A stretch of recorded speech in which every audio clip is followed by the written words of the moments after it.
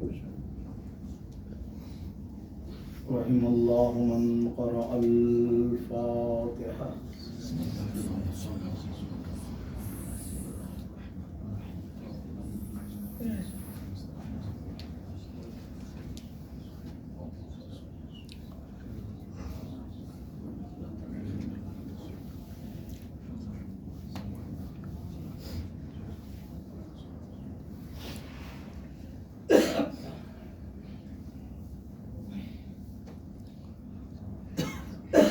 أعوذ بالله السميع العليم من همزات الشياطين وأعوذ بالله أن يحضرني إن الله هو السميع العليم حسبنا الله ونعم الوكيل نعم المولى ونعم النصير. قال رب اشرح لي صدري ويسر لي أمري واحلل عقدة من لساني يفقهوا قولي. بسم الله الرحمن الرحيم. الحمد لله الذي ذكره شرف للذاكرين وشكره فوز للشاكرين وحمده عز للحامدين وطاعته نجاة للمطيعين وبابه مفتوح للطالبين وآياته برهان للناظرين وكتابه تذكرة للمتقين ورزقه عموم للطائعين والآسين ورحمته قريب من المحسنين. الذي جعل لكم الأرض فراشا وجعل السماء بناء وجعل الشمس سراجا وجعل القمر نورا وجعل الليل لباسا وجعل النوم سباتا وجعل الأشياء أزواجا. ثم الصلاة والسلام والتحية والإكرام على سيد أصل ما في الوجود سر الله في كل موجود نقطة الدائرة الوجود صاحب لواء الحمد والمقام المحمود العبد المؤيد الرسول المسدد المصطفى الأمجد المحمود الأحمد حبيب إله العالمين أشرف الأنبياء والمرسلين خاتم النبيين رحمة للعالمين الشفيع المذنبين المخاطب بطه وياسين سيدنا ونبينا وشفيع ذنوبنا وطبيب نفوسنا مولانا ومولى الثقلين إمام القبلتين وسيلتنا الدارين محبوب رب المشرقين والمغربين جد الحسن والحسين أبي القاسم محمد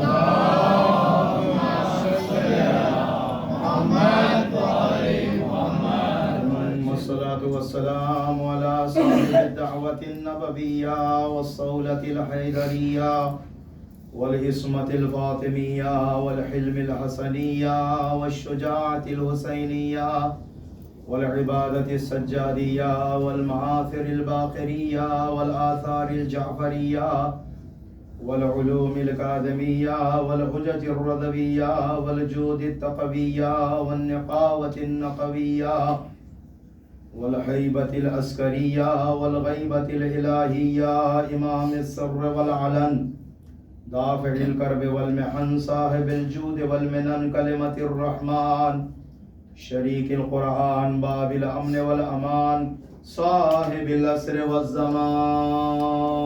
اللهم صل على محمد وآل محمد عجل الله تعالى فرجه الشريف عظم الله أجورنا وأجوركم بمصاب جدكم يا صاحب الزمان. اللهم صل على محمد وآل محمد الدائمة الأبدية الباقية على أعدائهم أجمعين من يوم عداوتهم إلى قيام يوم الدين. أما بعد فقد قال الله الحكيم في محكم كتابه الكريم ومتقن خطابه الحكيم وهو أصدق الصادقين وقوله الحق. أعوذ بالله من الشيطان الرجيم. بسم الله الرحمن الرحيم. ومما رزقناهم ينفقون. صلوات اللهم صل على محمد وعلى محمد. دور محسوس کر رہا ہوں، آپ حضرات کو گزارش ہے تھوڑا سامنے تشریف لائیں تو بڑی مہربانی ہوگی. یہ جو جگہ خالی ہے اس کو پر کر دیں، جو لوگ آئیں گے اور پیچھے بیٹھیں گے، مہربانی ہوگی. مل کے ایک مرتبہ بآواز بلند صلوات. اللهم صل على محمد وعلى آگے بڑھو آگے بڑھو آگے بڑھو. مولانا صاحب بول رہے ہیں اس سے پہلے آگے بیٹھ جانا چاہیے. سامنے یہ تھوڑا سا مہربانی ہوگی، تھوڑا اور آگے آ جائے. کوئی بات نہیں، جگہ خالی نہ رہے. جی مل کے ایک بآواز بلند صلوات. اللهم صل على محمد وعلى محمد. سلسلہ مجالس کی پانچویں مجلس، پانچویں تقریر بعنوان رزق الہی. آپ کی والدہ سماعتوں کی عدالت میں ہدیہ ہے.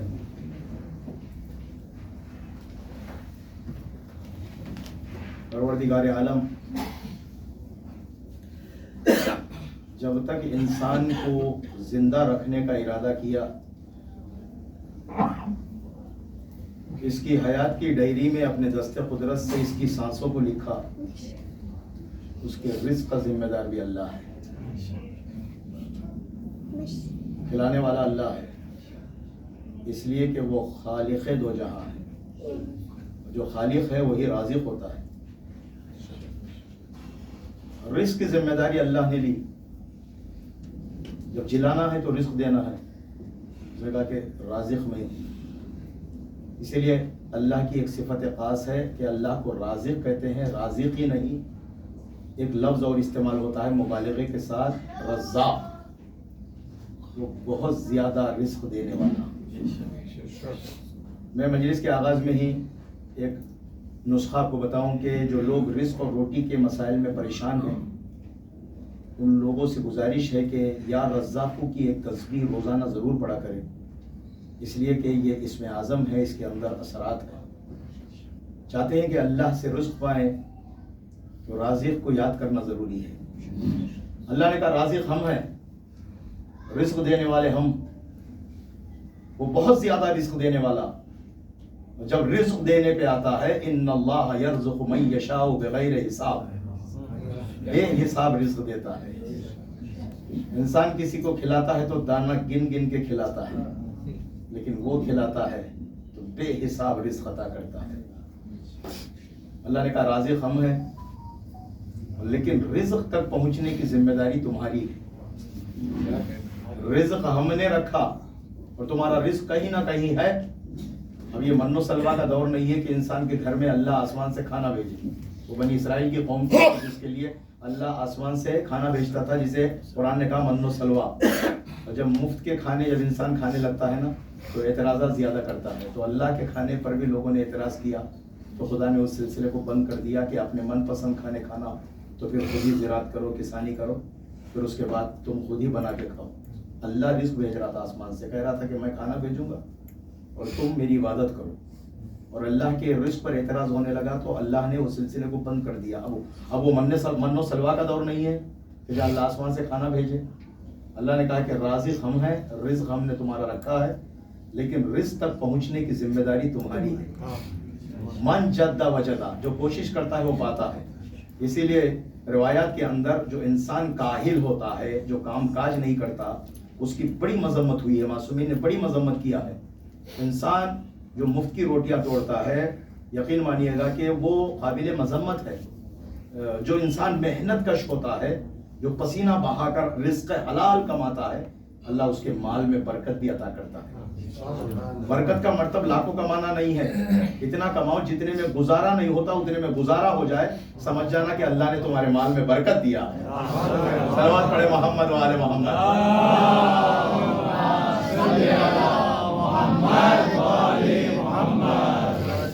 جی پھر ایک مرتبہ آواز بلند صلوات.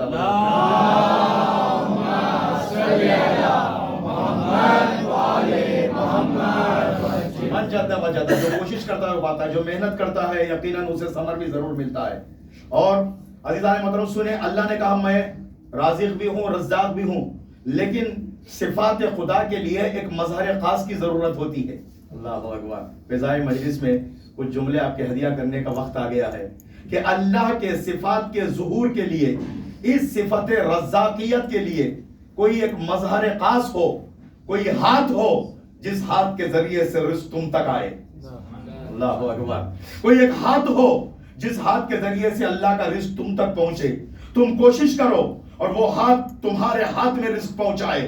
تو عزیزان محترم تاریخ کہہ رہی ہے مسجد کوفہ میں نماز صبح کی ادائیگی کے بعد میرا مولا صحرائے نجف میں آ کر کبھی شرق کی طرف اشارہ کرتا ہے، کبھی غرب کی طرف اشارہ کرتا ہے. اللہ اکبر. لوگوں نے کہا کہ علی کیا اشارہ کر رہے ہو؟ خلق خدا کو رزق بانٹ رہا ہوں.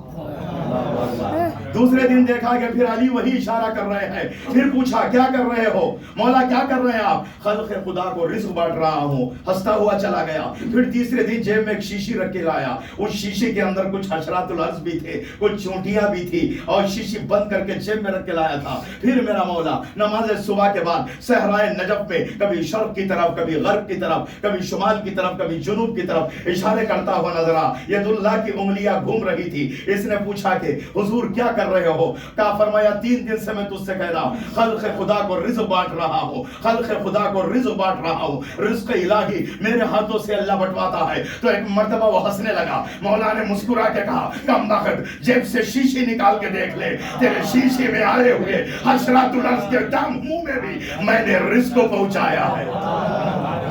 ارے جو مولا بند شیشی میں رینگنے والے حشرات الارض کے منہ میں روزی پہنچا سکتا ہے تو کیا اپنے شیعوں کے گھروں میں روزی نہیں پہنچائے گا؟ صلوات پڑھیں محمد و آل محمد.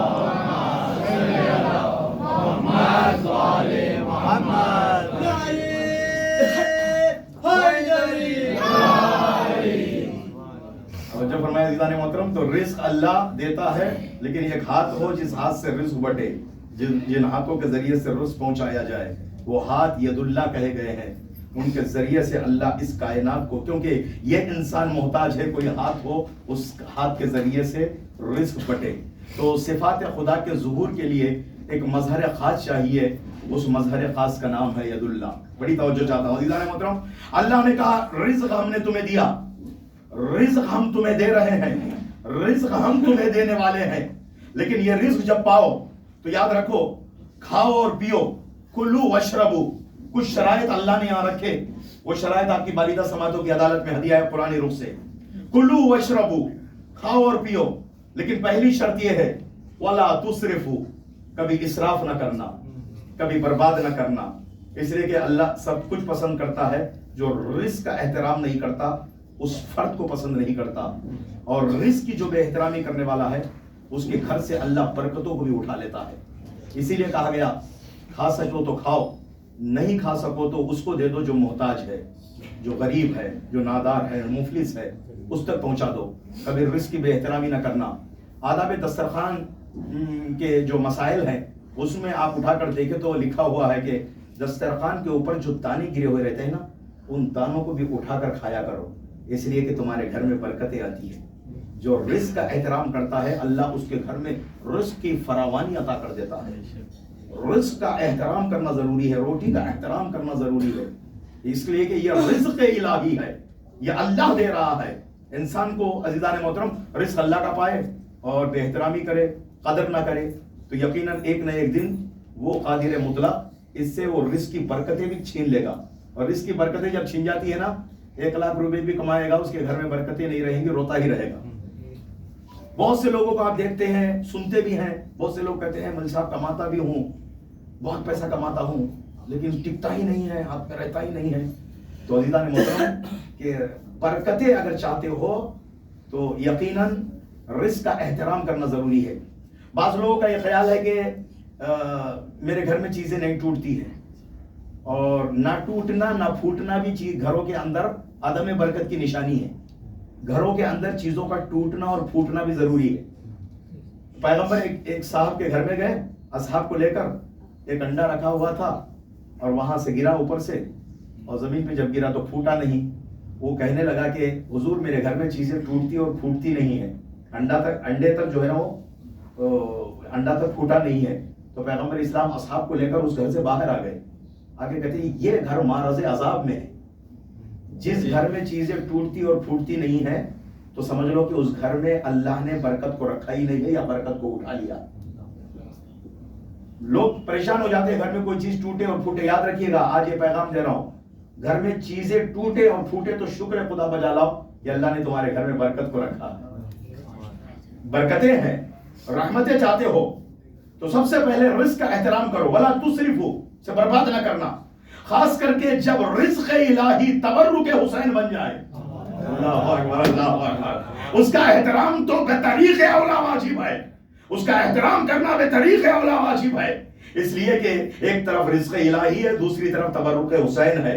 اور یاد رکھو کہ جو لوگ عام لوگوں کے سامنے ہاتھ نہیں پھیلاتے ہیں نا، اس تبرک کے سامنے اس تبرک کو لینے کے لیے بڑے بڑے امیر بھی ہاتھ پھیلاتے ہوئے لیتے ہیں.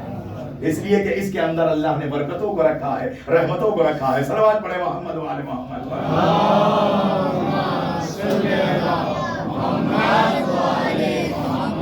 پہلی شرط ہے ولا تسرفوا. دوسری شرط ہے کلوا مما فی الارض حلالا طیبا. جو کچھ اللہ نے رزق دیا ہے ان میں کھاؤ، لیکن ان میں سے حلال چیزوں کو کھاؤ، حرام چیزوں کی طرف نگاہ نہ ڈالنا، اور طیب چیزوں کو کھاؤ. دو شرطیں اس جو ہے وہ آیت کے اندر اللہ نے ذکر فرمایا ہے، حلال اور طیب. حلال کہتے ہیں جو کھانے، جو غذائیں، جو گوشت جس کو اللہ نے جائز قرار دیا، حلال قرار دیا، ان چیزوں کا استعمال کرنا. زمانے جاہلیت کی خصوصیت تھی، دو خصوصیات ذکر ہوئی ہے، سینہ تاریخ پہ آج بھی لکھے ہوئے ہیں. ہم یاکلون المیتۃ ویعیدون البنات. وہ دو کام بہت زیادہ کرتے تھے. ایک مردار کھاتے تھے، وہ اس جانور کا گوشت جس پر اللہ کا نام نہ لے کر کاٹا گیا ہو، بسم اللہ نہ کیا گیا ہو، اس گوشت کو کھاتے تھے. اور اپنی بیٹیوں کو زندہ درگور کرتے تھے. زمانے جاہلیت کی خصوصیت، وہ لوگ حرام گوشت کھاتے تھے. کہا حلال کھاؤ اور پاک اور پاکیزہ چیزیں کھاؤ. پیغمبر معراج پہ گئے، دسترخوان بچھا ہوا، اچھا گوشت بھی ہے، خراب گوشت، حلال بھی ہے، حرام بھی، لیکن لوگ حرام کھانے پر ٹوٹ پڑ رہے ہیں. پیغمبر نے جبریل سے پوچھا کہ جبریل یہ کون لوگ ہیں، حلال غذا رکھی ہوئی ہے، اس کے باوجود بھی یہ لوگ حرام کھانے کی طرف جا رہے ہیں. یا رسول اللہ یہ لوگ دنیا میں حرام خور تھے. جو دنیا میں حرام خور ہوتا ہے اس کو حلال کھانے وہاں نظر نہیں آتی ہے، سامنے ہوتے ہیں. یاد رکھو جب حرام خور انسان ہو جاتا ہے، پیغام ہے منبر سے، جب انسان حرام کھانے والا ہو جاتا ہے تو اس پر خدا و رسول و امام کی ہدایت کا بھی اثر نہیں ہوتا. امام حسین آخری خطبہ دے کر ہدایت کر رہے ہیں، لیکن ظالم کہہ رہا ہے حسین جلدی سے رخصت ہو کے آ جاؤ تاکہ تمہیں قتل کر کے کوفہ جا کے انعام لے. مولا نے کہا کہ تمہارے پیٹ حرام سے بھر گئے ہیں، تم پر میرا کیا میرے خدا کے بھی قول کا اثر نہیں ہوگا. توجہ فرمائیے گا عزیزان محترم، غور کریں کہ ایک حلال کھاؤ، حرام چیزوں سے بچو، اور پاک اور پاکیزہ چیزیں، نجس چیزوں کا استعمال نہ کرنا. تیسری شرط کلو کھاؤ، لیکن یاد رکھو ولا تاکلوا اموال الیتیم بالباطل. کسی یتیم کا مال از راہ باطل کبھی ہڑپ نہ لینا، یتیم کا مال کبھی کھانا لینا. اگر کسی کی سرپرستی میں یتیم آیا ہو اور یتیم کا کچھ حق ہو، کچھ مال ہو، اور وہ بچہ ہو سن بلوغ تک جانے تک اس کے اموال کی حفاظت کرنا، اور جب وہ سن بلوغ کو پہنچ جائے اور اچھے اور برے کی تمیز کرنے لگے، مال کا حساب جانتا ہو تو اسے پورا حساب کر کے اس کے سامنے رکھ دینا. یتیم کا مال کبھی نہ ہڑپنا، کسی اور کا مال نہ استعمال نہ کرنا. وَلَا تَأْكُلُوا أَمْوَالَ الْيَتِيمِ بِالْبَاطِلِ. باطل راستے سے کبھی بھی مال کو نہ کھانا. چوتھی شرط کا یاد رکھو، جینے کے لیے کھاؤ، کھانے کے لیے نہ جینا. اللہ اکبر. انسان جینے کے لیے کھائے، کھانے کے لیے کبھی نہ جینا. لیکن تاریخ میں کچھ ایسے بھی کھانے والے تھے کہ جو کھانے کے لیے ہی جیتے تھے. ایک خبیث تو ایسا تھا کہ پیغمبر نے 3 مرتبہ بلایا اور تینوں مرتبہ یہ کہہ کر قاصد کو واپس بھیج رہا تھا کہ ابھی میں کھانا کھا رہا ہوں. اللہ अकबर।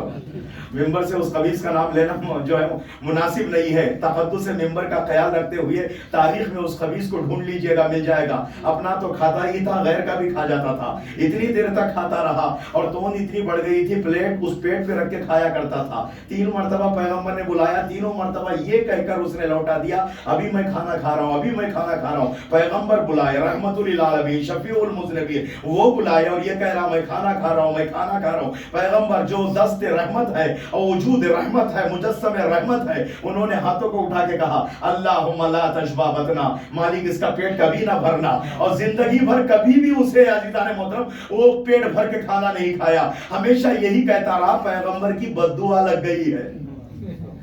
और याद रखो, मुजस्सम रहमत हर एक के लिए दुआ देता है, और अगर किसी के लिए ऐसा जुमला कहा हो, कितना बड़ा खबीस रहा होगा। सलावत पढ़े मोहम्मद व आले मोहम्मद पर। अल्लाहुम्मा सल्ली अला मोहम्मद व आले मोहम्मद। मतलब कितना बड़ा खबीस रहा होगा जिसे मुजस्सम रहमत, दस्त रहमत उठाकर ये कह रहा अल्लाहु अकबर, अल्लाहुम्मा ला तशबा बतना, मालिक इसका पेट कभी ना भरना। और जिंदगी भर खाता रहा, हमेशा भूखा ही रहा, और इतना खाने के बाद भी वो कहता रहा कि पैगंबर की बद्दुआ मुझे लग गई है। अल्लाहु अकबर। याद रखो अज़ीज़ान मोहतरम, उसके बाद की शर्त अकेले ना खाओ, कुछ खा लिया करो, कुछ खिला लिया करो। अल्लाहु अकबर। इंफाक की आदत डालो। वअनफिकू मिम्मा रज़क़नाकुम मिन क़ब्ल अन यातिया अहदकुमुल मौत फयक़ूल रब्बी लौला अख़रतनी इला अजलिन क़रीब फ़अस्सद्दक़ व अकुन मिनस सालिहीन। इंफाक करो, खर्च करो, कब्ल इसके कि तुम्हें मौत आ जाए।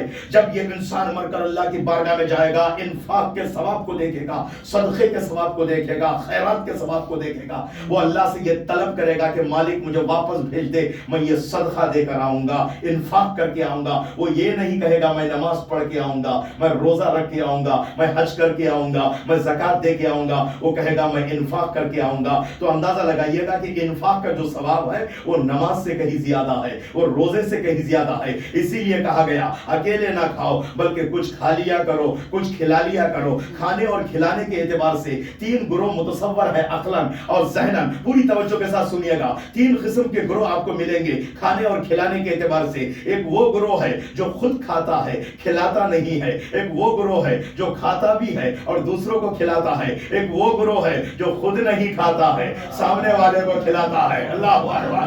जो खुद खाए, जुमला हदिया कर रहा हूं, जो खुद खाए दूसरों को ना खिलाए, वो निगाह खुदा में गद्दार कहलाता है। जो खाकर खिलाता है वो परहेजगार कहलाता है।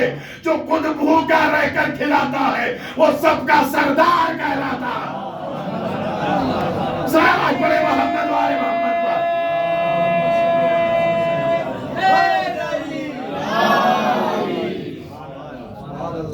जो अकेला खाता है ना, वो निगाह खुदा में गद्दार कहलाता है।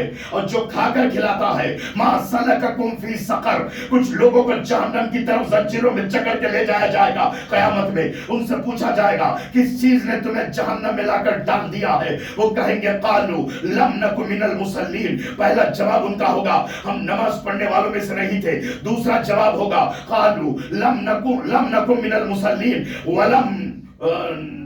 वलम नकुन नुतइमुल मिस्कीन। दूसरा जवाब यह होगा कि हम वो लोग हैं, मिस्कीन हमारी चौखट पे आते थे लेकिन हमारे पास होने के बावजूद भी हम उन्हें नहीं खिलाते थे। अल्लाह अकबर। ये दूसरा अज़ीज़ान मोहतरम, ये इम्तियाजी ग्रुप वो है जो खाता भी है और खिलाता भी है। और कुरान उनके बारे में कह रहा वो मिम्मा रज़क़नाहुम युनफ़िक़ून, हमने जो कुछ उन्हें रिज़्क़ दिया है उनमें से कुछ खाते भी है, कुछ खिलाते भी है। मुत्तक़ीन के सिफात को अल्लाह गिनाते हुए ये सिफत भी बयान कर रहा है, वो लोग खुद भी खाते हैं और दूसरों को भी खिलाते हैं। मुत्तकीन वो होते हैं जो खुद खाकर खिलाते हैं। इमामुल मुत्तकीन वो होता है जो खुद नहीं खाता है, सामने वाले को खिलाता है। अबू ज़र गफ़ारी अरे बड़े परेशान है, बड़े मुश्किल में है, रिज़्क़ नहीं है, कई दिन से फाक़े है, जिस्म मरियल हो चुका है, नातमा है, खड़े नहीं हो पा रहे हैं। मौला की निगाह पड़ी, मौला ने पूछा कि अबू ज़र क्या बात है? ये सदर इस्लाम نام کا مسلمان ہے،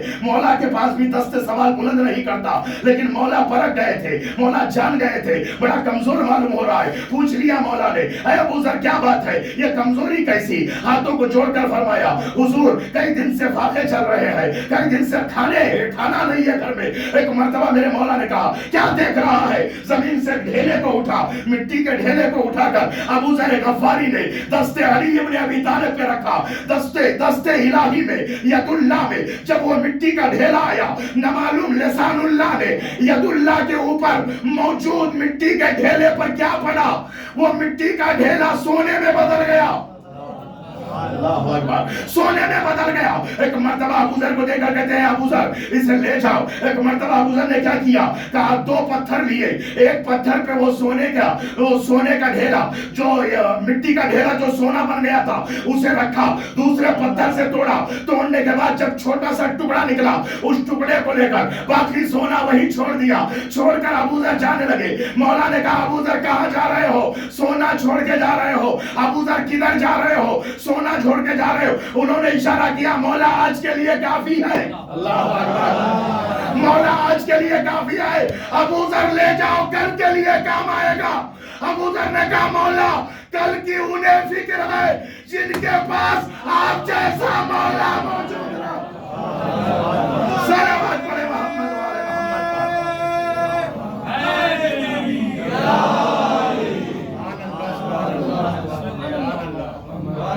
ابو ذر کل کی فکر انہیں ہے، ابو ذر کہہ رہے ہیں کل کی فکر انہیں ہے مولا جن کے پاس آپ جیسا مولا موجود رہا ہو۔ سنو عزیزان محترم، میرا مولا وہ ہے جو عطا کا دروازہ، خود کبھی لذیذ کھانا نہیں کھائے، ہمیشہ چوکی سوکی ہوئی روٹیاں زانو پہ رکھ کے توڑتے تھے۔ میں آج کیا کر رہا ہوں کہ عرض یہ کر رہا ہوں، سنو عزیزان محترم، ایک وہ گروہ ہے جو خود کھاتا ہے دوسروں کو نہیں کھلاتا، دوسرا وہ گروہ ہے کھاتا بھی ہے اور کھلاتا بھی ہے، اور تیسرا وہ گروہ ہے خود نہیں کھاتے ہیں سامنے والے کو کھلاتے ہیں۔ ارے یاد رکھو جس کے پاس ہو وہ انفاق کرے، وہ خرچ کرے، یہ بات تو سمجھ میں آتی ہے اس کے پاس خرچ کر رہا، جیب میں ہاتھ وہی ڈال کر نکالے گا جس کے جیب میں مال ہوگا، جس کے جیب میں کچھ نہ ہو ہاتھ ڈالنے سے کیا فائدہ۔ لیکن آل محمد وہ ہے جہاں گھر میں کچھ نہیں ہے وہاں بھی انفاق کرتے ہیں۔ عزیزان تو سنو، وہاں بھی انفاق کرتے ہیں۔ بات آئیے تو واقعات کر رہا ہوں۔ شمون یہودی تھا، نابینا تھا، پیغمبر کے چوکٹ پہ گیا، رات کا وقت تھا، پیغمبر اسلام سے عرض کرتا ہے یا رسول اللہ بھوکا ہوں مجھے کھانا چاہیے۔ پیغمبر نے کہا گھر میں بھی کھانا نہیں ہے، پوری توجہ سے سنیے گا، گھر میں بھی کھانا نہیں ہے، میرے گھر میں بھی کھانا تمام ہو چکا، لیکن تجھے محروم نہیں چھوڑوں گا۔ سلمان کہاں ہے؟ آؤ۔ سلمان فارسی دوڑتے ہوئے آئے، فرمایا آقا فرمائے حکم کیا ہے؟ کہا اس کو لے کر میری بیٹی فاطمہ کے دروازے پہ جاؤ۔ اللہ اکبر، ہے توجہ، اس کو لے کر میری بیٹی فاطمہ کے چوکٹ پہ جاؤ۔ شمون یہودی کو لے کر سلمان بی بی زہرا کے دروازے پہ آئے، کہ دروازے کو کھل باب کی آمندہ خرباب کا غلام اہل بیت سلمان فارسی آیا، اور سلمان کی کیا شخصیت ہے، ایمان کے 10ویں درجے پہ آنے والا، بس میں علوم آل محمد میں بس میں اہل بیت میں بیٹھ کر علوم آل محمد کسب کر کے ایمان کے 10ویں درجے پہ پہنچا۔ السلمان منا اہل البیت کی سند پایا، ان سے پوچھا گیا تم نے گھر کیوں نہیں بسایا؟ انہوں نے کہا میرے پاس وقت ہی نہیں ہے، دن کو اللہ کے گھر میں رہتا ہوں، رات کو زہرا کی چوکٹ پہ رہتا ہوں۔ اللہ اکبر، کہتے ہیں کون غلام اہل بیت؟ سلمان آیا۔ سلمان کیا بات ہے؟ کہا ایک یہودی ہے، بھوکا ہے، نابینا ہے، وہ آپ کے بابا کے پاس گیا تھا، آپ کے بابا نے آپ کی چوکٹ پہ بھیجا۔ بی بی نے اندر سے آواز دی، کہا میرے گھر میں بھی فاقے چل رہے ہیں لیکن میں دروازے سے خالی ہاتھ نہیں لوٹاؤں گی۔ بی بی کے پاس ایک چادر تھی جس میں 70 پیمن لگے ہوئے تھے، یہ بڑی مشہور ہے، سر کے بال چھپانا چاہتی ہے تو پیر نظر آتے، پیر کی انگلیاں نظر آتی، جب پیر چھپانا چاہتی ہے تو سر کے بال نظر آتے، 70 پیمن چادر میں۔ کہا دروازے کی آنکھ سے چادر کو دیا، کہا لے جاؤ اسے فروخت کر دو، شاید اس کی مشکل حل ہو جائے۔ جناب سلمان اسے لے کر، اس یہودی کو لے کر، اس بھوکے کو لے کر ایک مرتبہ دکاندار کے پاس گئے۔ دکاندار نے اس چادر کو دیکھا، دیکھنے کے بعد اتنی قیمت لگایا، تاریخ کہہ رہی ہے اتنا مال اس نے دیا، ایک بھوکے کا پیٹ بھر سکتا تھا، وہ اپنے پیٹ کو شکم سیر ہو کر وہاں سے گزارا۔ عزیزان محترم سنیے گا، اس نے چادر کو وہیں لٹکا دیا، کیا یہ سوچ کر لٹکایا جس نے میں میں نے خریدا ہے, کم سے کم اتنے میں ہی یہ بک جائے تو فبہا, بہت اچھی بات ہے. اس نے چادر کو لٹکا دیا. صبح ہوئی, عمار یاسر کا گزر اس دکان کے سامنے سے ہونے لگا. عمار یاسر اپنے غلام کے ساتھ گزر رہے تھے, دیکھا کہ بنت رسول کی چادر اس کے دکان پہ لٹکی ہوئی ہے.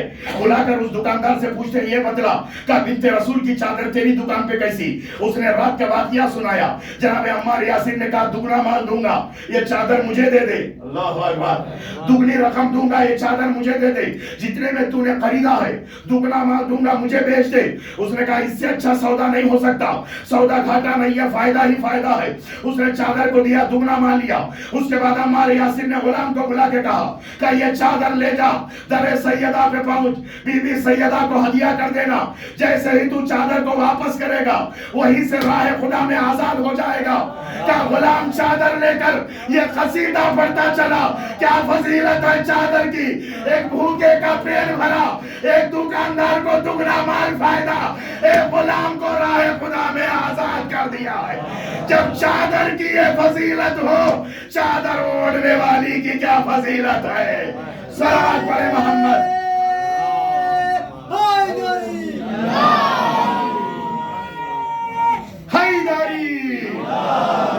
دل کے بابا سے بلند صلوات آپ حضرات پڑھیے گا.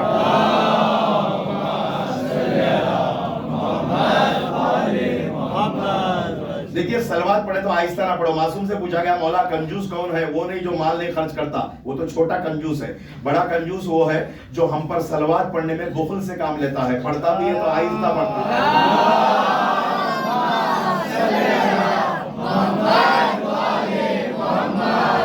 دوسرا نسخہ دے رہا ہوں, شب جمعہ, روز جمعہ, رات, شب جمعہ کی رات اور روز جمعہ کا دن. آپ پورے ہفتے میں پڑھو یا نہ پڑھو, ایک صلوات شب جمعہ میں, ایک تسبیح اور ایک تسبیح روز جمعہ. جو لوگ روزانہ پڑھتے ہیں فبہا. میں ایک واقعہ سناتا ہوں. ملا کاشانی کے پاس ایک شخص تھا جو خمس کا حساب کرنے کے لیے آیا. جب خمس کا حساب کرنے کے لیے آیا تو اس کے بدن سے انہوں نے ایک خوشبو کو محسوس کیا. پوچھا کہ بھیا کون سا عطر لگا کے آئے؟ ہوتا ہے کہ ہمارے پاس کوئی ایک ایسا شخص آ جائے, ہمارا دوست آ جائے, خوشبو بہترین آ رہی ہو تو پوچھتے ہیں کون سا سینٹ لگا کے آؤ, کون سا عطر لگا کے آؤ. تو عزیزان محترم اس نے کہا کہ حضور جب آپ پوچھ رہے تو میں بتا رہا ہوں, آج تک میں نے کسی کو نہیں بتایا ہے. کہا یہ حقیقت یہ ہے کہ میں نے کوئی عطر نہیں لگایا. ایک دن میں رات خواب میں دیکھا کہ پیغمبر اسلام اصحاب کے ساتھ آئے ہیں. صلوات پڑھے محمد.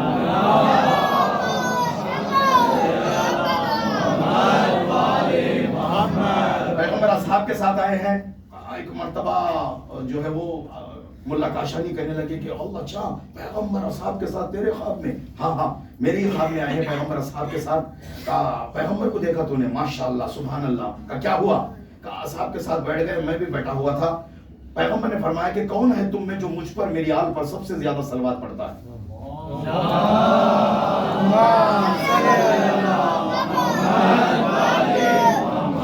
نتیجے پہ نگاہ کرو اور پوری توجہ کے ساتھ سنیے گا واقعہ.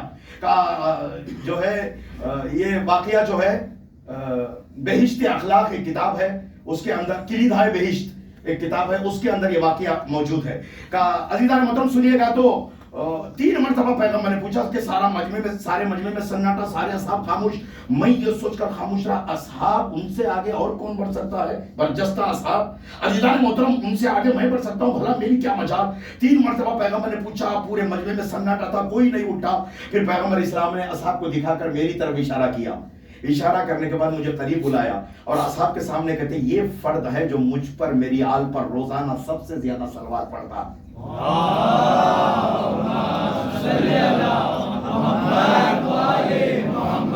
اللہ اکبر. سنو, یہ ایک شخص ہے جو مجھ پر, میری آل پر سب سے زیادہ صلوات پڑھتا. پھر اس کے بعد پیغمبر نے مجھے اور قریب بلایا, میرے ماتھے کا بوسہ لیا. اللہ اکبر. کہہ رہے کہ خواب میں پیغمبر نے میرے ماتھے کا بوسہ لیا. اس بوسے کا یہ اثر, اللہ نے میرے بدن کے اندر خوشبو کو سما دیا. اللہ اکبر. اب مجھے کہنے دے, ارے خواب میں پیغمبر آ کر کسی کے پیشانی کا بوسہ لے لے, اس کا یہ عالم ہے. اگر پیغمبر کسی کو آغوش میں لے کر روزانہ بوسوں کی بارش کرتے ہو, صلوات پڑھے محمد والے محمد پر.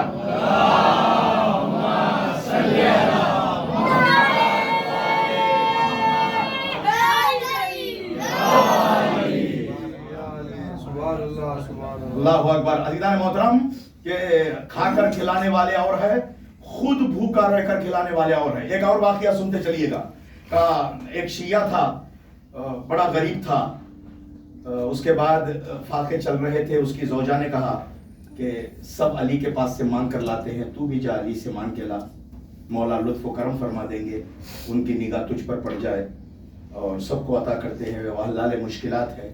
آیا، کوفے کا ماحول تھا، لوگ بیٹھے ہوئے تھے مولا کے پاس، اور یہ سب سے آخر میں بیٹھ گیا، اس لیے کہ سب چلے جائیں تو تب بیان کریں، مدعا بیان کریں۔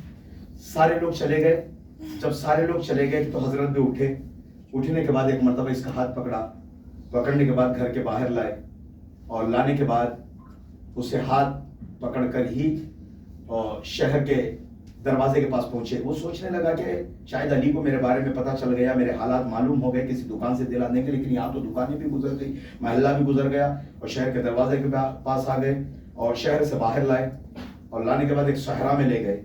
صحرا میں لے جانے کے بعد زمین کو ایک ٹھوکر ماری علی نے، زمین کو ایک ٹھوکر لگائی، زمین نے اپنے دہن کو کھولا۔ یقیناً عزیزان محترم، زمین کو کہتے ہیں تراب، میرے مولا کو کہتے ہیں ابو تراب، اور یہ لقب پیغمبر نے دیا ہے۔ ایک دن لیٹے ہوئے تھے میرا مولا زمین پر، زمین خبریں علی کو دے رہی تھی، سنا رہی تھی۔ عزیزان محترم، اس وقت کہا تھا کہ علی یہ زمین تراب ہے، تم ابو تراب ہو۔ یومئذ تحدث اخبارہا، ایک دن آئے گا کہ جس دن یہ زمین خبریں سنائے گی۔ وہ کون شخص ہے جو اس زمین کی خبروں کو سنے گا؟ وہ میرا مولا علی ابن ابی طالب ہے۔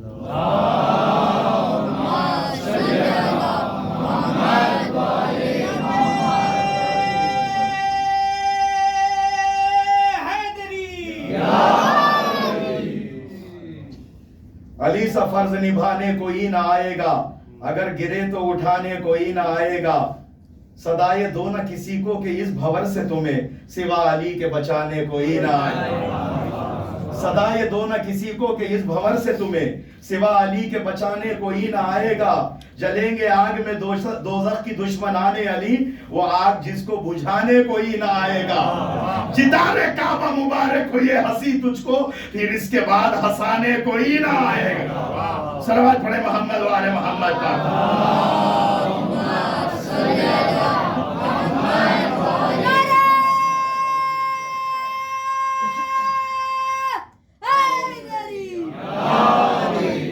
واقعہ اتنا حسین اور اتنا بہترین ہے، نتیجہ اتنا اچھا ہے، میں اس نتیجے میں آپ سونے نہ پائے، آپ بیدار رہے، اس لیے پھر مصرے کچھ آپ کی والدہ سماعتوں کی عدالت میں مولا کی فضیلت میں پڑھ رہا ہوں۔ کہا کعبے نے زچا خانہ حیدر ہوں میں، بولا قرآن کے مولا کا سناگر ہوں میں، کہا رضوان کے درزی ہوں تیرے بچوں کا، بولے جبریل کے سرکار کا نوکر ہوں میں، عقد زہرا کا نبی دی ہوں کہا تارے نے، عرش سے آئی صدا مسند حیدر ہوں میں، کہا پیار سے کہتا تھا محبوب خدا کا سینہ، آ یہاں چین سے سو جا تیرا بستر ہوں میں، پیار سے فخر سے سید مکی مدنی کہنے لگے، جس نے پالا ہے علی کو وہ پیمبر ہوں میں، گر کے قدموں پہ علی کے در خیبر نے کہا، گر کے قدموں پہ علی کے در خیبر نے کہا، حق فراموش مسلمانوں سے بہتر ہوں میں، عرش سے آئی صدا اب تو مجھے پہچانو، میرا بندہ ہے علی خالق اکبر ہوں میں۔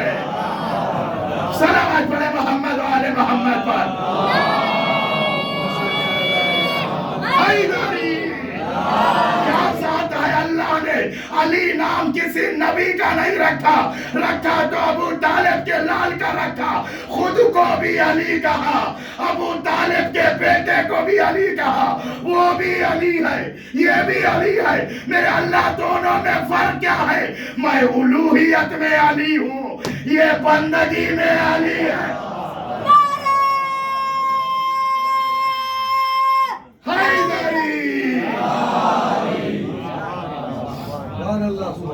میں الوہیت میں علی ہوں، یہ بندگی میں علی ہے۔ سنو عزیزان محترم، مولا لے چلے، زمین کو ٹھوکر لگائی، زمین نے دہن کو کھولا اور کہا کہ جتنا مال اٹھانا ہو اٹھا لے، اور جتنے جیب تھے سب بھر لیا، اور اس کے بعد مولا نے کہا کہ اچھا ہو گیا، پھر اشارہ کیا، زمین کا دہن بند ہو گیا، لیکن اس کے ذہن پر شیطان آ گیا، شیطان آ کر یہ ورغلانے لگا کہ اصل خزانہ تو یہاں رکھا ہے یار، خامہ خامہ علی کے پاس گیا، اور آ کر یہاں ٹھوکر لگاتا تو جتنا چاہے زمین سے لے جاؤں، اور میں علی کے پاس چلا گیا. یہ دیکھیے بھیا، مولا کا فرمان ہے جس پہ احسان کرو اس سے کبھی احسان کی امید نہ رکھنا. اللہ اکبر، صلوات پڑھے محمد و آل محمد.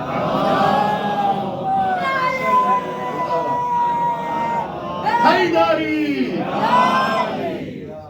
اس لیے کہ عزیزان محترم بہت کم لوگ ہوتے ہیں، اسی لیے قرآن میں تاکید کے ساتھ یہ آیت آئی ہے، ہل جزاء الاحسان الا الاحسان. احسان کی جزا سوائے احسان کے کچھ نہیں ہے. لیکن واللہ اکثر یہی ہوتا ہے کہ یہی دیکھا گیا ہے کہ نیکی کر دریا میں ڈال. تو نتیجہ یہی ہے کہ جس پر آپ احسان کریں گے وقت ضرورت وہ آپ کا ساتھ نہیں دے گا، آپ پر احسان نہیں کرے گا. چلو احسان نہ کرے کوئی بات نہیں، لیکن آپ کے خلاف بھی ہو سکتا ہے. یہ بہت بری منزل ہے، بہت ہی کٹھن منزل ہے. تو وہ سوچنے لگا کہ یار خزانہ تو یہاں رکھا ہے، خامہ خواہ میں علی کے پاس گیا. اور امام وہ نہیں ہے جو آگے دیکھے اور پیچھے نہ دیکھے. اللہ اکبر. عزیزان محترم، اس لیے کہ جو خصوصیات پیغمبر میں ہے وہی خصوصیات امامت میں ہے. اللہ اکبر. مولا نے دیکھ لیا، مسکرانے لگے کہ اس کے ذہن پہ شیطان سوار ہو گیا. اس نے وہاں کراس مارک لگایا، نشان لگا دیا. اب آیا عزیزو، جس کو یہ معلوم ہو مال اتنا ہی ہے، اسی میں گزارا، تو احتیاط کے ساتھ خرچے گا. اور جس کو معلوم ہے مال بہت زیادہ رکھا، میں نے دیکھا ہے، تو بے تحاشا خرچ لگا، مر و ماہی اللہم لبالب چلنے لگا. تو انشاءاللہ تعالیٰ بعد میں بھی ہے آپ کے لیے مولا کا تبرک بھی انشاءاللہ. صلوات پڑھے محمد و آل محمد.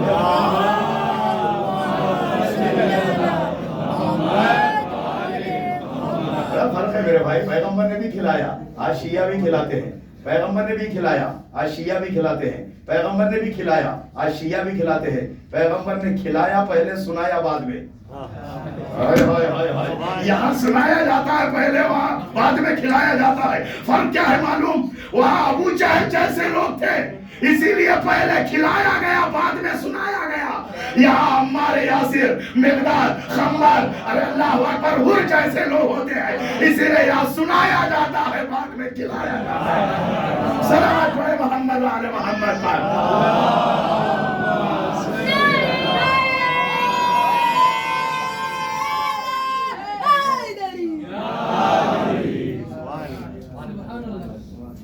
لوگوں نے دیکھا، تعجب سے دیکھنے لگے، یار کل تک تو اس کے گھر میں کچھ نہیں تھا، آج ماشاءاللہ اتنا کھانا، بہترین مرغ و ماہی چل رہا. اس سے لوگ مذاق بھی کرنے لگے، بھیا کہ خزانہ تو ہاتھ نہیں لگ گیا؟ وہ بھی مسکرا کے کہتا ہاں خزانہ مل گیا مجھے. اور عزیزان محترم بے تحاشا خرچنے لگا. اور جب مال تمام ہو گیا، اس کی زوجہ نے کہا جا پھر علی سے مانگ کے لا، علی کا غلام ہے تو. اس نے ذہن میں سوچا، زوجہ سے تو کچھ نہیں کہا، علی کے پاس جانے کی ضرورت نہیں ہے. جاؤں گا، مال کہاں ہے، خزانہ کہاں ہے، دروازہ کہاں ہے، سب معلوم ہو گیا مجھے. یہ سوچ کر گیا، اور جانے کے بعد ٹھوکر پہ ٹھوکر. زمین اس کے باپ کی جاگیر نہیں ہے. ہر آئرے غیرے، ہر کس و ناکس کے ٹھوکر پر زمین دہن کھول لے تو عزیزان محترم پھر کیا رہ جائے گا دنیا کے اندر؟ کہ ابو تراب کی فضیلت ہے یہ کہ زمین کسی کے باپ کی جاگیر نہیں ہے. زمین پہ ٹھوکریں مار مار کر تھک گیا، پسینے میں نہ لیا. اب آ کر بیٹھنے لگا، سمجھنے لگا مولا کو معلوم نہیں ہے. اللہ اکبر. مولا کو معلوم نہیں ہے. مولا نے دور سے دیکھا، پسینے میں نہا گیا تھا. مولا نے کہا گیا تھا وہاں، ہائے ہائے ہائے ہائے ہائے، گیا تھا وہاں. اس نے ہاتھ چھوڑ کے کہا مولا گیا تھا. سمجھ گیا کہ مولا گیا تھا. کہ کیا کیا؟ کہ آپ کی طرح ٹھوکر مارا. پھر کیا ہوا؟ زمین تس سے مس رہی ہوئی. پیغمبر کے وسیع نے کہا نالائق، جب ٹھوکر لگا رہا تھا میرا نام خلوص سے لے کر مارتا، تجھے یاد ہے؟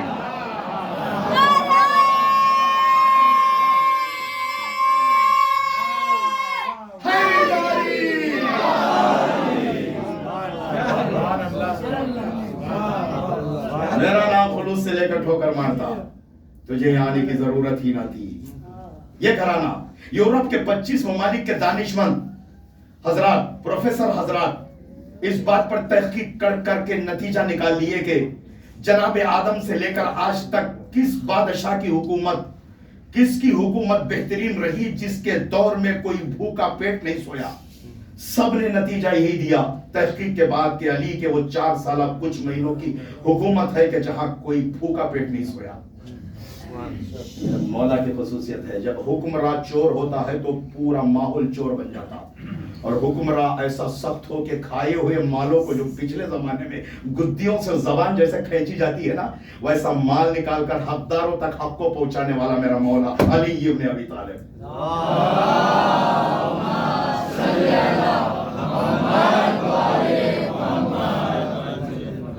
جو علی ابن ابی طالب، ایک جملہ میں کہنا چاہ رہا ہوں کہ میرا مولا اتنا بڑا عادل ہے نا، مرحب کے 2 ٹکڑے کیا۔ کل خیبر کا واقعہ سنا تھا نا، وہاں ایک نقطہ تھا جو میں بھول گیا، ذہن سے نکل گیا، میں وہ نقطہ آپ کی والدہ سماعتوں کے دوران میں پڑھوں کہ جب مرحب کے 2 ٹکڑے کیا نا، 2 نیم کیا نا، پورے سر سے لے کر پیر تک 2 ٹکڑوں میں بٹا، اور اتنا برابر کا بانٹتا تھا، کاٹتا تھا میرا مولا کہ جب ترازو کے پلڑوں میں رکھ لو نا تو کوئی پلڑا بھاری نہیں ہوتا تھا، برابر ہوتے تھے۔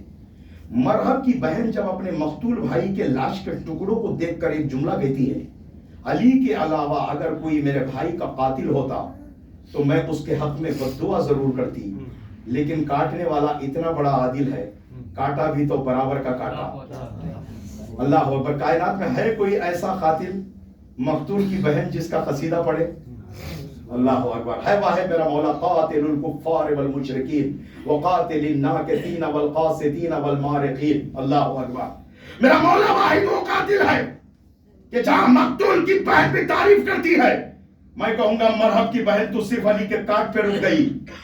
وہ ہاتھ ایسی ہے جب کاٹتا بھی ہے تو عدالت سے، بانٹتا بھی ہے تو عدالت سے،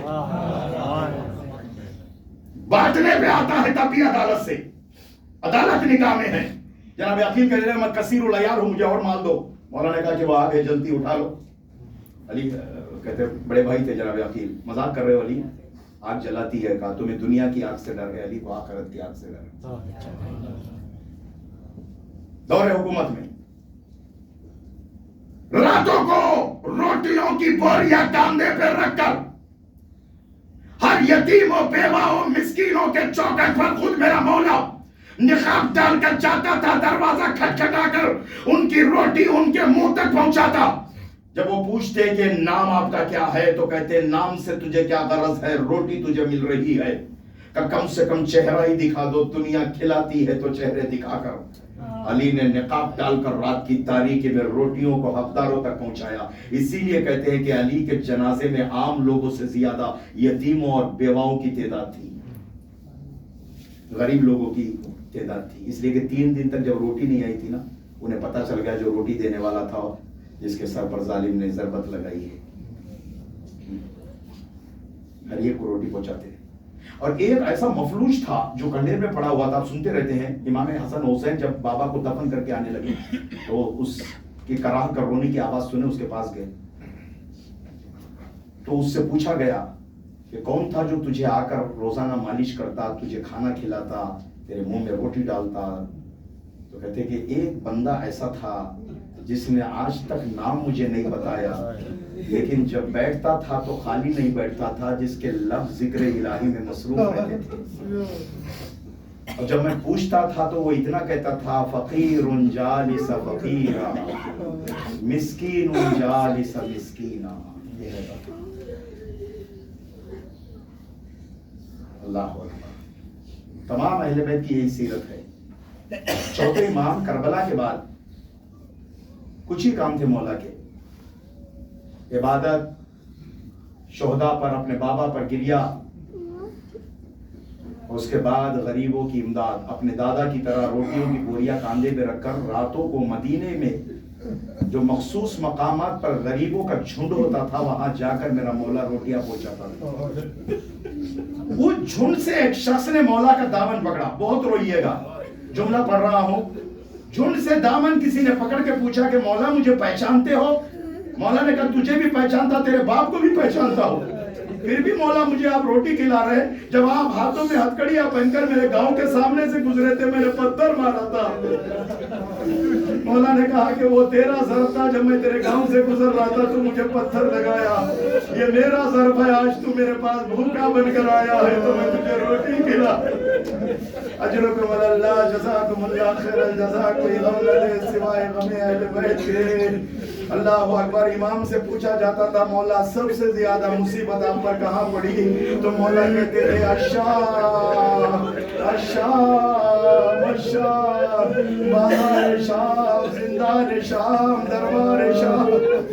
اللہ اکبر. اجرکم اللہ. کوئی غم نہ دے میرا مولا. ایک دن ایسا ہوا کہ مدینے میں روتے روتے بے ہوش ہو گئے تھے، پرنالے سے پانی بہ رہا تھا. ایک چاہنے والا تھا، منہال مولا کا صحابی تھا، ایک مرتبہ چڑھ کے آیا اوپر، دیکھا کہ مولا روتے روتے بے ہوش ہو گئے، آنکھوں سے آنسوؤں کا سیل جاری ہے. اور پوچھتے ہیں غفش افاقہ ہوا تو مولا سے پوچھا کہ مولا اتنا کیوں روتے ہو، تھوڑا رک لیا کرو، اپنے آپ میں وقفہ دیا کرو. تو مولا کہتے تو نے انصاف نہیں کیا، جس کا گھر ایک دن میں اجڑ گیا ہو. میں نے اکبر کے سینے میں پرچی کا پھل دیکھا، میں نے چچا کے شانوں کو کٹتے دیکھا، میں نے بابا کے کچھ گلوں کا خنجر. اجرکم اللہ. کوئی غم نہ دے سوائے ہمیں مظلوم کربلا کے. صاحبان اولاد تشریف فرمائے، روتے رہیے گا. میں تھوڑی دیر مسائل پڑھوں گا، آزاداروں رو کے جائے گا. میری ماں بہنیں بھی سن رہی ہے. اللہ گودیوں کو آباد رکھے، آپ کے بچوں کو سلامت رکھے. اللہ اکبر. سنو آزاداروں. اور مولا کہتے ہیں بھائی تو نے انصاف نہیں کیا. وہ کہتا ہے مولا شہادت تو آپ کی میراث ہے. مولا کہتے ہیں یہ بھی میری میراث ہے. میری ماں بہنیں بے مخنو شاداب بالوائے دربار شاہ، ارے 700 کرسی نشین علی کی بیٹیاں. اجرکم اللہ. جزاکم اللہ خیر الجزا. شب جمعہ ہے نا حضرات، شب جمعہ ہے نا. ایک چھوٹا سا واقعہ سناتا ہوں، سنو. عباس مازندرانی، ملا عباس مازندرانی ایران کے ایک مرثیہ خان تھے اور مداح تھے، مصائب پڑھتے تھے، مرثیہ پڑھتے تھے. وہ ایک مرتبہ کربلا گئے ہیں. جب کربلا گئے تو شب جمعہ کربلا میں گزارنے کا بڑی تمنا ہوتی ہے ہر ایک کی. ان کی بھی یہ تمنا تھی کہ میں شب جمعہ تک کربلا پہنچ جاؤں. کسی طریقے سے وہ کربلا شب جمعہ کو پہنچے، جلدی سے غسل کیا، روضہ امام حسین میں پہنچے. اب پہنچنے کے بعد زیارت کیا. زیارت کرنے کے بعد شب جمعہ کی مجلس پوری دنیا میں ہوتی ہے. انہوں نے ایک مرتبہ مرثیے کی کتاب لے کر کھڑے ہو گئے اور کھڑے ہو کر کہتے ہیں کہ مولا شب جمعہ ہے، مجھے پتہ نہیں چل رہا ہے کون سا مرثیہ پڑھوں مولا. اب جو مرثیہ کھلے گا میں وہی مرثیہ پڑھ دوں گا. جب کھولا تو علی اکبر کا مرثیہ تھا.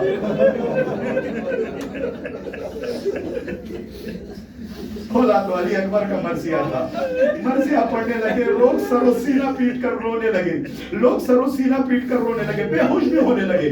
عزاداروں روتے روتے ایک مرتبہ ماحول ایسا ہو گیا تو عباس مازندرانی کو مرثیہ بند کر کے واپس آنا پڑا.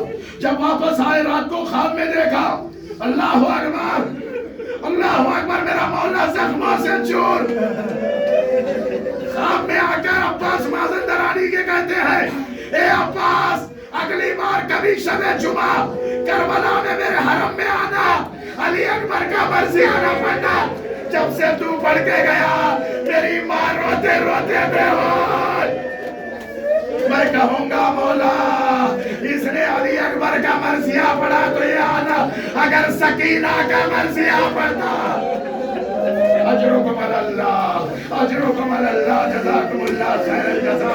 خاندان عصمت طہارت میں 3 بیویاں ایسی تھی جو وقت سے پہلے بوڑھی ہو گئی. ایک 18 سال میں فاطمہ زہرا ہائے عصا لے کر چلتی تھی، کمر خمیدہ ہے، بال سفید ہو گئے تھے. 18 سال میں مرثیہ پڑھتی تھی. صبت علیہ مصائب اللہ. ایک بیوی ہے 18 سال میں بوڑھی ہو گئی. دوسری بیوی ہے حسین کی 7 سالہ بیٹی. ایک مرتبہ عاشور کو ام سلمہ نے دیکھا، شیشی میں تازہ خون جوش مارنے لگ گیا تھا.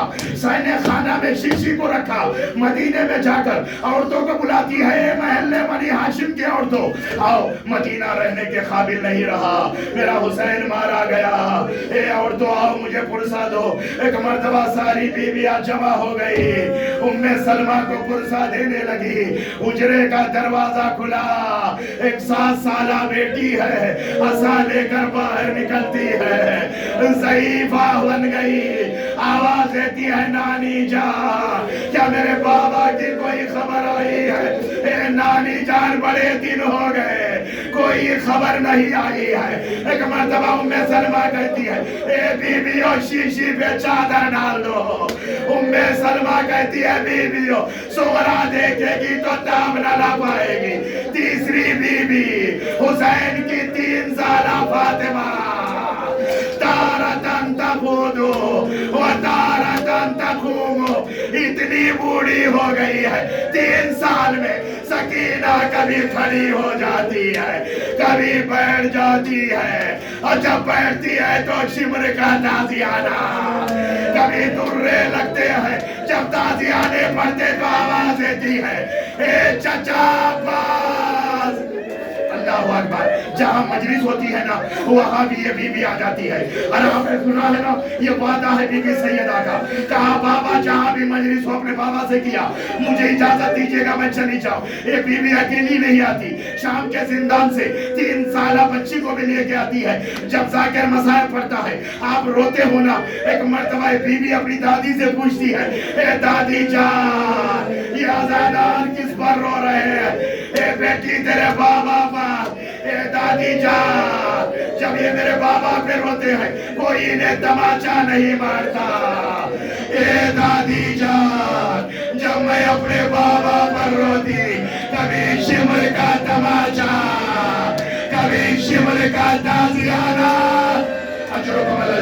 ایک روایت ہے انتباہ سے دعا, زندان میں جب یہ بچی پہنچی ہے دریچہ زندان پہ آ کر بیٹھ جاتی تھی.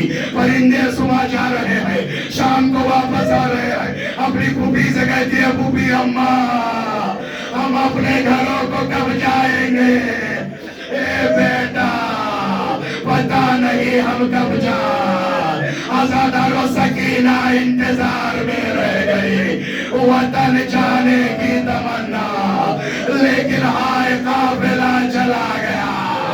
سکینہ قید شام زندان شام میں اکیلی رہ گئی ہے.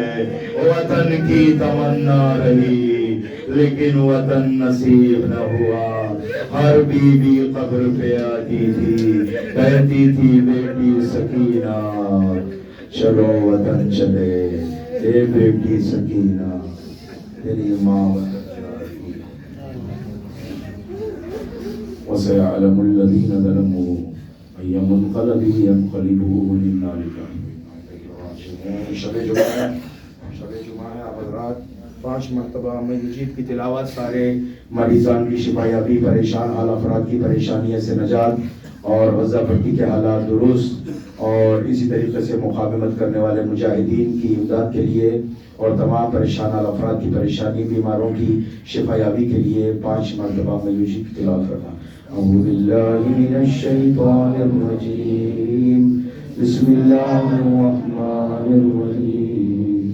أَمَّن يُجِيبُ الْمُضْطَرَّ إِذَا دَعَاهُ وَيَكْشِفُ السُّوءَ أَمَّن يُجِيبُ الْمُضْطَرَّ إِذَا دَعَاهُ وَيَكْشِفُ السُّوءَ أَمَّن يُجِيبُ الْمُضْطَرَّ إِذَا دَعَاهُ وَيَكْشِفُ السُّوءَ أَمَّن يُجِيبُ الْمُضْطَرَّ إِذَا دَعَاهُ وَيَكْشِفُ السُّوءَ أَمَّن يُجِيبُ الْمُضْطَرَّ إِذَا دَعَاهُ وَيَكْشِفُ السُّوءَ. اللہ اکرم علیہ تعلیم مالک ذکر قلیل کو اپنی بارگاہ میں قبول فرما. ناصر کرو مال سید طاہرین میں جگہ نصیب فرما. پروردگار بحق محمد والی تعلیم کو غم نہ دے سوائے غم